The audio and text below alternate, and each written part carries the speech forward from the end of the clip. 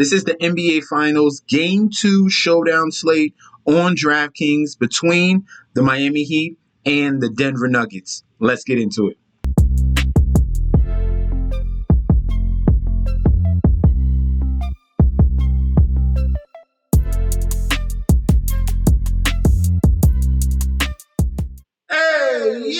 Welcome back to the channel. It's your boy Chef D, and I'm here to give you the winning ingredients for our Game 2 showdown slate for the NBA Finals between the Miami Heat and the Denver Nuggets. But before I deep dive into this crucial Game 2, guys, don't forget to like, comment, and subscribe to the channel. Make sure you're following me on Instagram and Twitter at MetsNetsJetsD. Guys, don't forget about that TikTok at Chef_D91. And don't forget about the Patreon. If you want more NBA DFS exclusive picks, go ahead and click that link down below. If you want to get ready for the fantasy football and best ball season, click that link down below. And guys, if you want to get connected with a solid core and group community, so you're ready for MLB bets, NFL bets coming up, and like I said, fantasy football, you click that link down below right now. The first thing we're going to speak on will be the injury report. The only injury is Tyler Hero. We're waiting for his first postseason game that's going to happen really soon. It's either going to happen in Game 2 or it's going to happen in Game 3. I expect that they wait until the home game in Miami. But Tyler Hero has been gearing up for weeks now after his surgery on that wrist. He's looked fine shooting his jumpers. He's doing a nice little circuit, hitting 2s and 3s. I've been seeing tons of videos on that in Tyler Hero before pregame workouts. He looks fine. So we're going to see if they're going to make that leap for Tyler Hero in Game 2. If he does, you got to stay tuned to news, okay? That's RotoWire, RotoWorld, NBA. You're going to stay to those. Fantasy Underdog as well. They stay up to date on Twitter. So check all those NBA outlets, whatever you feel comfortable with, to find out news on Tyler Hero if he's going to play in Game 2. All right, so that's going to affect minutes to other guys if he is in. All right, so now let's get into the captains. First guy I want to talk about, that is two-time MVP in Nikola Jokic. All right, when we're breaking this down with captains, it also goes into strategy, what we expect to go along in Game 2. All right, Miami Heat got handled in Game 1, lost by 11. Now, Eric Spoelstra, this is where the advantage is. If there's any advantage for the Miami Heat, it's coaching. Eric Spoelstra is going to have to come up with a scenario here or a game plan to control Nikola Jokic. And the reason why I use that word is because the way you can beat the Denver Nuggets and limit Nikola Jokic impact is stop him from making assists. That is the key component. All right, that is huge. If you can control Nikola Jokic from not getting other people involved, you're going to have to bite the bullet on Nikola Jokic scoring. But if he is controlled in a way that, hey, we don't have Aaron Gordon getting confidence, we don't have KCP getting confidence, we don't have Jamal Murray, Bruce Brown, we can't have 3, 4, 5 other guys get hot because Nikola Jokic is being so creative and finding these openings for other guys. That's what makes Nikola Jokic so dangerous. The fact that he can score and he gets other guys involved. So the reason why I really love Nikola Jokic, I expect Eric Spoelstra to bite that bullet on Nikola Jokic. Let him score and let the other guys around him get cold. So we're going to see if that's going to be effective in Game 2. But we can also expect Nikola Jokic points and shot attempts to rise. All right, we're going to see something similar around the over 20 field goal attempt. We're going to watch it. Definitely pay attention to that and see if I'm on point with that. All right, he only was 8 of 12. That's why it was dangerous. That's why it was a blowout. Because, hey, Nikola Jokic only took 12 shot attempts, but it was a blowout because he was getting everyone else involved. And that's why he had 14 assists. So Nikola Jokic is going to be a stud each and every game. The question is, can they limit his impact on the other players? Love Nikola Jokic. We should see an increase on shot attempts and scoring for Nikola Jokic in game 2, all right? Jimmy Butler, we're going back to this well, all right? You don't want to go down in a hole. Jimmy Butler did not show up in game 1. He literally was hot in the first 2 minutes. He made the first 5 points and even made a 3, okay? You thought it was like, oh, Jimmy Butler came to play. But after the first 5 minutes of that first quarter, the Denver Nuggets took over in the whole entire game pretty much. So I expect Jimmy Butler to bounce back. Every time we get these 30 burgers from Jimmy Butler, what do we see in the next game? We see a 50 and above, all right? You saw it in that Boston series. He had 30. What did he come back with? 53. Earlier in the Boston series, he had a 38. What did he come back with? A 51.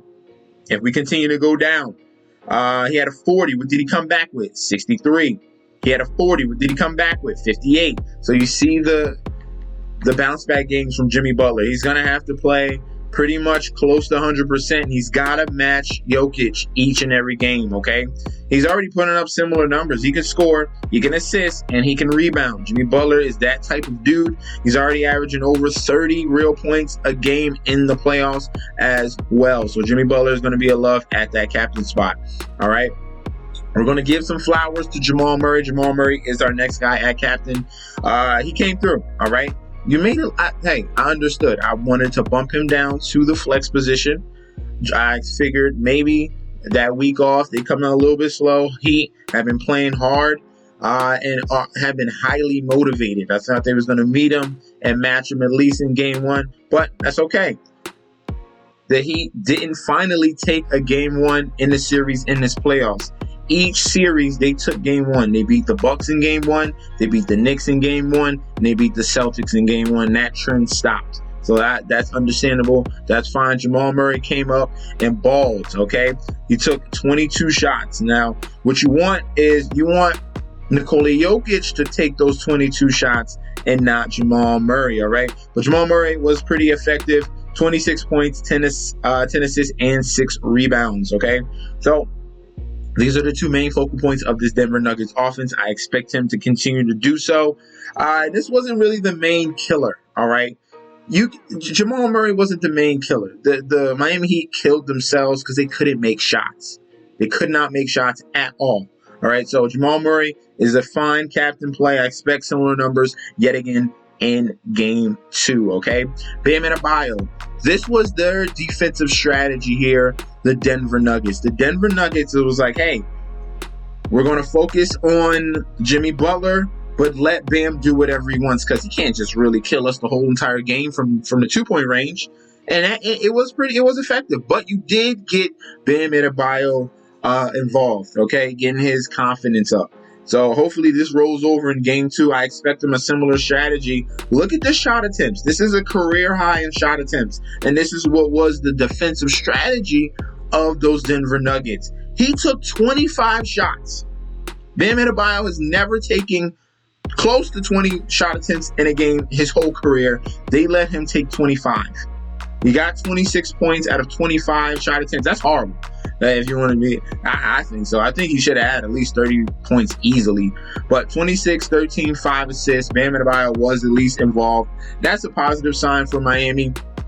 Maybe we can get some confidence in him. He needs to finish strong at the rim. This is another weakness of the Denver Nuggets. I was hoping that the Lakers would exploit it a little bit more, but they didn't. You have to attack the Nuggets, okay? In game 1, the Miami Heat only took 2 free throws, okay? You have to be aggressive. They do not have a clear-cut shot blocker, rim protector, and this is how LeBron was able to take it to the hole easily. If you remember, if you watch back at that series, LeBron was getting easy baskets at the rim, getting physical, taking it to the hoop, and finishing strong. Bam Adebayo can do that. Jimmy Butler can do that.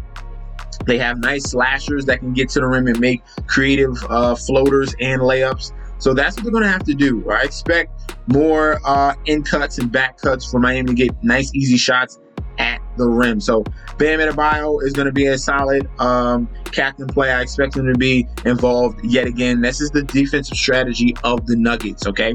All right, next player we got for the captain we're going to go with Michael Porter Jr. All right, Michael Porter Jr. has been solid. All right, the fantasy points have been there, but if he was able to knock down shots a little bit more consistently, he could go berserk. He could really go for 50 in any one of these games. Because if you look at the shooting, he's been horrible. He's been horrible the last 3 games. 31%, 37% field goal percentage. An entire game, 5 for 16, 4 of 11. That's not good enough, but he's still getting the job done. If he's ever able to put it 47 to 50 field goal percentage, we're looking at a 40 to 50 bomb. This is why he's going to be a very sneaky captain coming into game 2. Maybe take a 2-0 lead. If Michael Porter gets hot, then you're looking at some trouble. He has 3 straight double-doubles in a row going back into that LA series. So Michael Porter is looking like a stud as well. And then our final captain, we're going to go to Caleb Martin. This was a down game. Finally, we got a down game from Caleb Martin. He was red hot, 48, and he was shooting very well in those 2 other Boston games. And we're going to go back to the well here. This is going to be a guy that they're going to need to count on. He's been that solid number 2 pretty much since that Boston series, and Caleb Martin can come through yet again. I'm going to just chalk this up as a bad game. Understandable. We're going to expect Caleb Martin to bounce back and knock down his jumpers, what he's been doing all playoffs long, okay? I don't expect that to change, okay? So like Caleb Martin as our final captain play. So next, we're going to move over to the flex and util spots. On to the flex plays. We're going to start off with the Denver Nuggets main guy off the bench, and that has been Bruce Brown. Yet again, had a very solid outing here. As you can see, 21 efficient minutes, 4 of 7 shooting. He hit 2 out of 3 threes. That's not usually like him. That was surprising to see him hit 2 out of 3 threes there. But he got you 10 points, 2 assists, 5 rebounds, 1 steal. This is the effect of Jokic getting everyone involved. Bruce Brown gets confidence. Michael Porter Jr. gets confidence. KCP gets confidence. Aaron Gordon gets confidence. That's a problem. That's an unbeatable force when that happens, all right? So Bruce Brown is someone that's been solid coming off the bench each and every game. As you can see, has a 31, a 27, and a 24. Continue that trend. He's a fine util play going into game 2 at home, okay? Role players step up on home court, okay? Next guy we're going to be looking at for our flex and util options will be Gabe Vincent. Gabe Vincent at 5,400. Played really well, all right? Pretty much was the second best starter other than Bam. Gabe Vincent here was efficient, 7-14. He's been doing this all playoffs long, been that solid guy that's just been knocking down open threes, and just been really running that offense pretty efficiently. 19 points, 5 assists, 2 rebounds, 1 a block. I want to see more aggressiveness from him, especially if other guys aren't going to be willing to step up. Someone has to. Gabe Vincent can take over the reins and can get hot from that 3-point line. We saw 5 of 10 in game 1. We saw 6 of 9 against Boston, 3 of 6 against Boston, 3 of 5 against Boston. So Gabe Vincent is one of these guys that is unsung, undrafted type of player that is an assassin from deep range, okay? So I love him at his price at 5,400. Next guy we're going to be talking about will be Max Strus, okay? Yes, he had his career horrible game. All right, he had a historically horrible game. He's the first person ever in the NBA Finals to take over 10 shot attempts and get 0 points. Okay, he was 0 for 9. That is not like him at all. If Max Strus is taking 9 threes, you expect him at least to make 3 to 4. He did 0. All right, and this could be a totally different game if he knocks down a few of those threes. Momentum changers, a whole bunch of things can occur if Max Strus is knocking down his shots, which if you're going back in history, you look, he's knocking down at least 2 to 3. Some games he can knock down 4 if he's feeling crazy. So Max Strus, I expect a bounce back performance here. They dropped his price, so I like him at $4,600 in salary. All right, the next guy we're going to be looking towards is Kyle Lowry. Kyle Lowry coming off the bench, he dictates pace for that second unit, and he's going to be a key component veteran, especially to cool things down in Denver, all right? he's someone that you definitely look towards that has that calm, cool demeanor. And he can be a dude that can get hot very quickly. We saw it in game 1, okay? He was 3 of 6 from that three-point line, 11, 5, and 5. Very efficient, solid minutes. Did have 2 turnovers. We want to lessen that a little bit, but we even got a steal from him as well. So Kyle Lowry is not to be forgotten about. He did another solid fantasy performance as a util. You're getting over 20 fantasy points. That is a very solid person to key in your lineup builds, okay? All right, so Kyle Lowry is a good option at util. Let's go on to some of the Denver guys. Aaron Gordon will be one of those guys we'll be talking about, okay? Aaron Gordon, he's been getting opportunities to have open shots. He was very efficient, getting close shots at the basket. When you're running that zone, when Miami Heat are running that zone, you need someone as a back cut because Nikola Jokic was very smart. They're putting him right in the middle at the top of the key near that free throw range, and he can just pick and choose. He can either choose to kick out to the 3, or you're forcing the defender to choose between Nikola Jokic or the guy that is cutting behind the rim, and he's there for an easy layup or dunk, and that's what they were doing with Aaron Gordon. So I like the strategy we saw from Denver to go against the zone of the Miami Heat. So we're going to see how they respond to that. And Aaron Gordon is someone that we can go towards as a util. If he's going to get open shots, if he can knock them down, then we're looking at a solid play at util. If he can give us some points, chip in with the rebounds, Aaron Gordon is looking very nice, okay? Last but not least, we have Kentavious Caldwell-Pope, okay? So Caldwell-Pope here, if he gets hot from the 3, then we're looking at a very dangerous combination. Caldwell-Pope, don't forget about him. He's a little more expensive if we're looking at utils technically. Let's see. He's at $5,800. So he's the most expensive other than Aaron Gordon here. But he is a starter. He's going to get major minutes.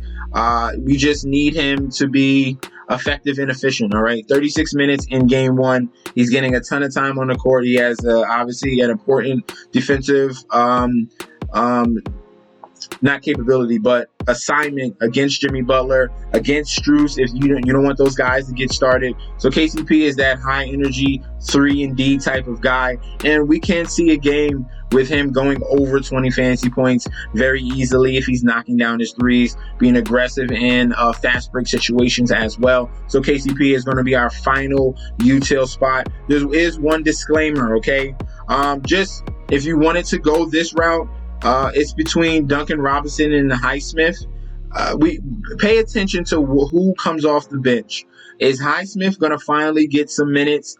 We saw him knock down some shots in that fourth quarter, and towards that comeback, he's a bigger body as well. He creates stops. He had a block and 2 steals. He did it against Jason Tatum. I keep seeing Highsmith coming to the forefront as a factor. So we'll see if pay attention if Spoelstra is going to put him in a lineup over Duncan Robinson. Maybe they switch that around. Maybe they pull Matt Strus and move up Robinson. We'll see. There's going to be a rotation between those 3 of Highsmith, Strus, and Robinson. There's going to be a short leash if Strus has another bad game. So pay attention to that. Just want you guys to pay attention to what could be another move for the Miami Heat. Okay.